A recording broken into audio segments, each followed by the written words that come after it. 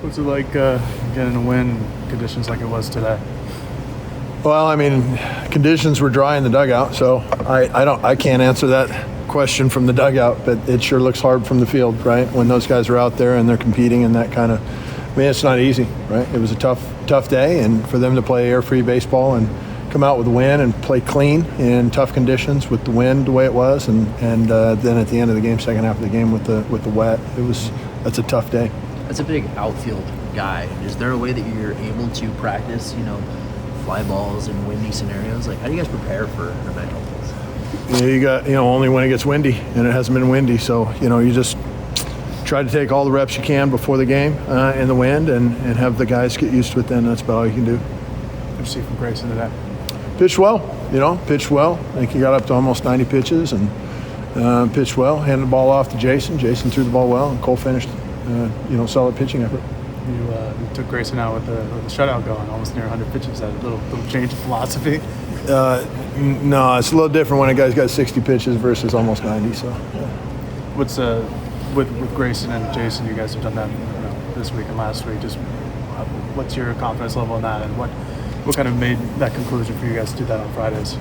Well, we started the year with 4 straight weeks of 4-game sets, right? And Jason was a starter in that time, and so Jason's really good. We view kind of like we throw 2 starters on a Friday night, and with Jason coming out of the pen today, I thought the conditions got really tough when Jason was out there. That probably took its toll a little bit more than it normally would in a dry day. But it's 2 really, really good pitchers coming at you on a Friday night. Is there a certain reason that you like to go with the two starters on a Friday? Is it maybe open Jason up for another appearance later? Or? Yeah, I won't get too much into all the other strategies, but yeah. There's definitely a reason.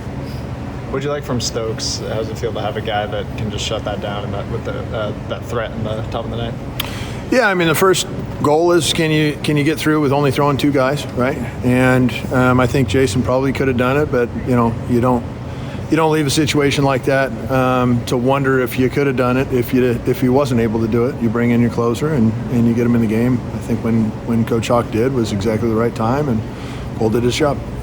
With it being the top of the 9th inning, bases loaded for Minnesota, only 1 out, what's going through coaching mind, just bringing Stokes in at the end of the game to when there's runners in potential scoring position to tie it up or win the game?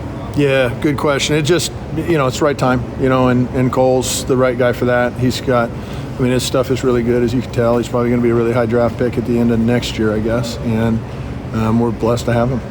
We talked a lot about Anson's defense last week. He's Yeah. been swinging a hot stick recently. Just where have you seen him make the significant strides from last year to this year at the plate? To be honest with you, here recently, I think Coach Martyr and Anson, both of those guys getting together, I know they've been spending a lot of time together, and so I'd give Jack a lot of the credit for that with Anson's effort for sure. I think that was a kind of a partnership. They get along great, and they've been putting in a lot of time together at practice to be able to get himself right. And nobody knows the swing better than Jack, and I think Jack's been grinding out with Anson in the cage, and I think that was just probably something that you're starting to see click a little bit, and credit to both those guys.